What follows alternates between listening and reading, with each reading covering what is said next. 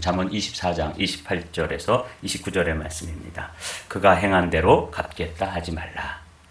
오늘은 우리가 인생을 살아가는 데 있어서 서로 불편한 마음, 때로는 누군가 나에게 상처를 주고 해를 끼쳤을 때 그때 우리가 어떻게 그 문제에 대해서 반응을 해야 되는지 하는 이 문제를 말씀을 통해서 나누도록 하겠습니다.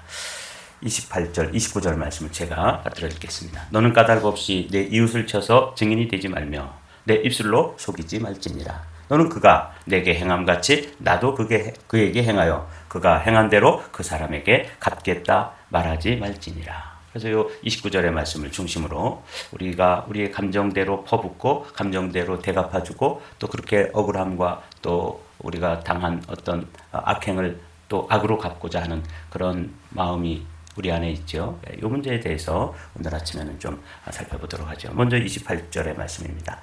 너는 까닭 없이 내 이웃을 쳐서 증인이 되지 말며 내 입술로 속이지 말지니라. 이건 까닭 없이라는 말을 세 번역에서는 이유도 없이, 그러니까 다른 사람에 대해서 증언을 할 때 특별한 이유 없이 사람을 거짓 증거하고 또 속이는 말로 그렇게 증언을 함으로써 상대방에게 안갚음을 할 수 있고 되갚아줄 수 있죠.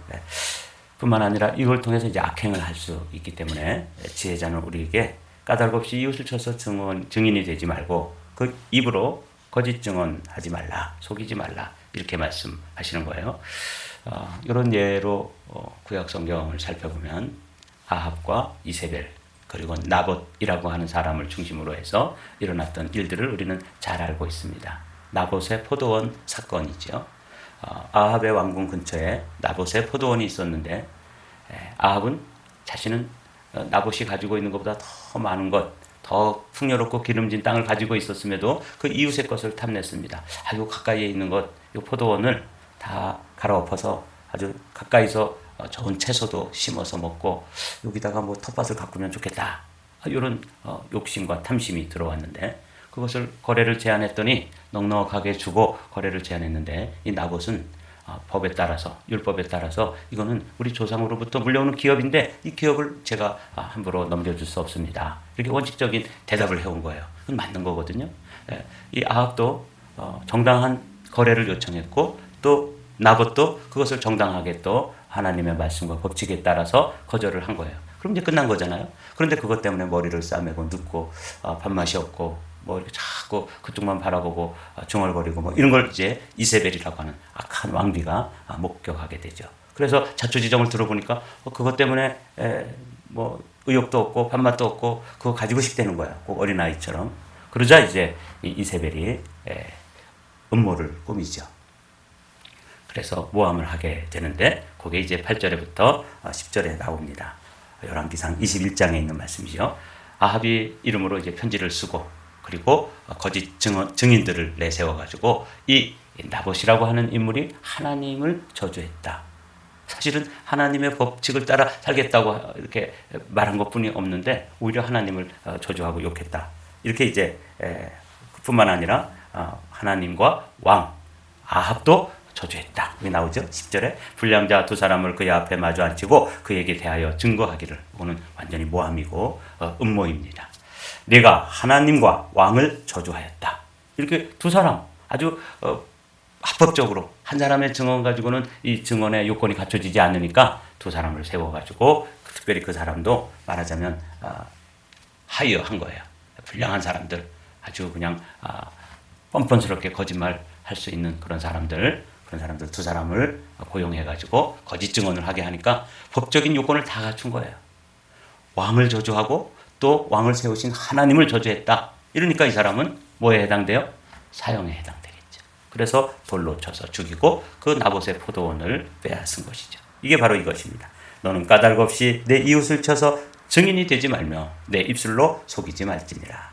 세 번역으로 한번 읽어보실까요? 너는 이유도 없이 내 이웃을 치는 증언을 하지 말고 내 입술로 속이는 일도 하지 말아라. 이게 이제 구약 성경에서 아주 이런 이 잠언 24장 28절에 있는 말씀에 아주 이해가 되는 한 예가 나봇의 포도원 사건. 그래서 나봇은 말씀대로 살려다가 이렇게 재산도 뺏기고 또 어떻게 됐어요? 목숨도 뺏기는 이런 일을 하는데 여기에 거짓 증언, 불량자 두 사람이 등장하죠. 이 사람들은 이름도 없지만 이 사람들은 이 악행을 통해서 그 악한 권력자의 협력자가 되었던 것이죠. 이게 이제 28절을 우리가 이해할 수 있는 근거 구절, 하나의 이해가 될 수 있습니다. 오늘은 29절을 중심으로 좀 말씀을 살펴보도록 하죠.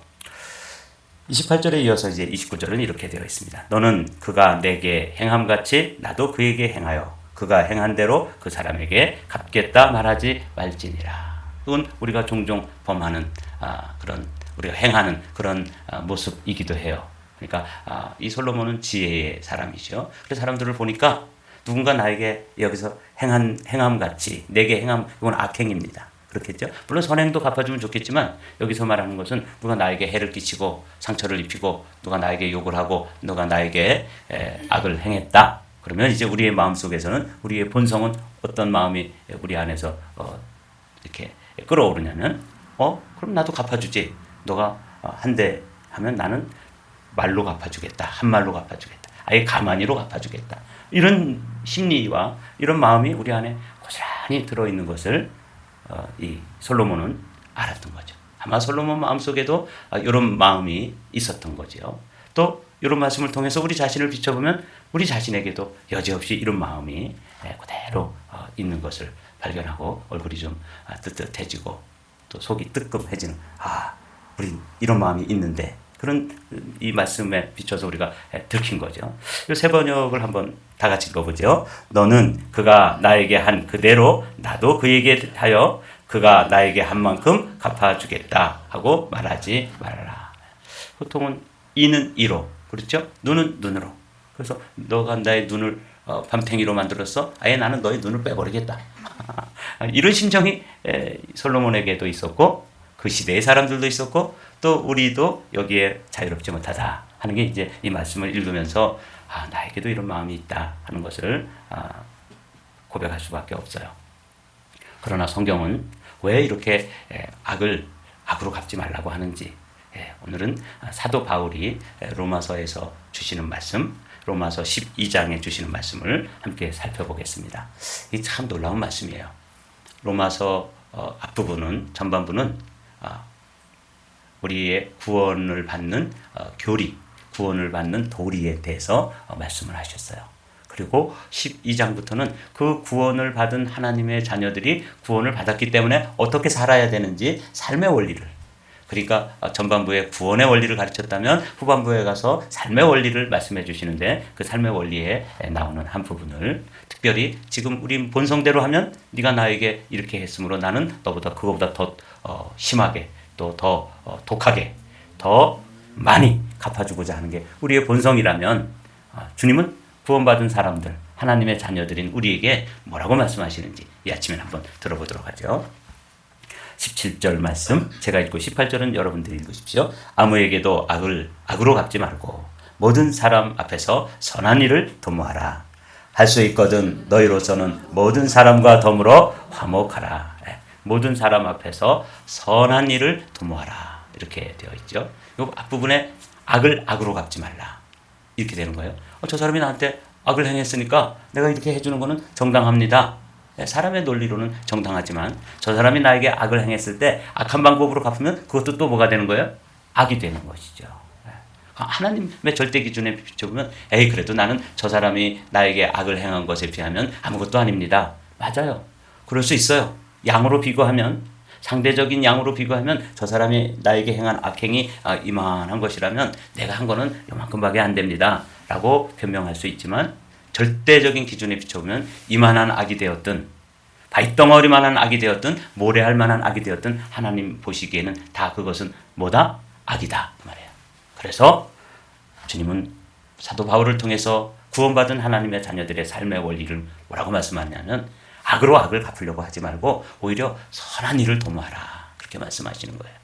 너무 중요한 말씀입니다. 다 같이 하이라이트 읽어볼까요? 시작. 선한 일을 도모하라. 이건 여러분들의 이 뇌리에 아예 기억이 되도록 여러 번 반복하면 기억이 되거든요. 메모리 칩에 잘 저장을 해 놓으십시오. 악을 악으로 갚지 말고 오히려 선한 일을 도모해야 되는 것이구나. 선으로 갚아주고 이렇게 하라는 것이죠. 주님도 그렇게 말씀하셨습니다. 그러나 너희 듣는 자에게 내가 이르노니 너희 원수를 사랑하며 너희를 미워하는 자를 선대하며 너희를 저주하는 자를 위하여 축복하며 너희를 모욕하는 자를 위하여 기도하라. 이건 뭐 정말 하나님의 도우심, 성령 하나님의 인도하심이 없이는 할 수 없는 일이죠. 제 본성, 저 설교를 하는 설교자인 저의 본성으로도 제 본성에 충실하면 이런 일은 할 수 없습니다. 그렇죠? 미워하는 자를 어떻게 원수 사랑, 미워하는 자를 선대라는 게 선한 일을 도모하라 하는 말씀과 일맥상통하는 말씀이지요.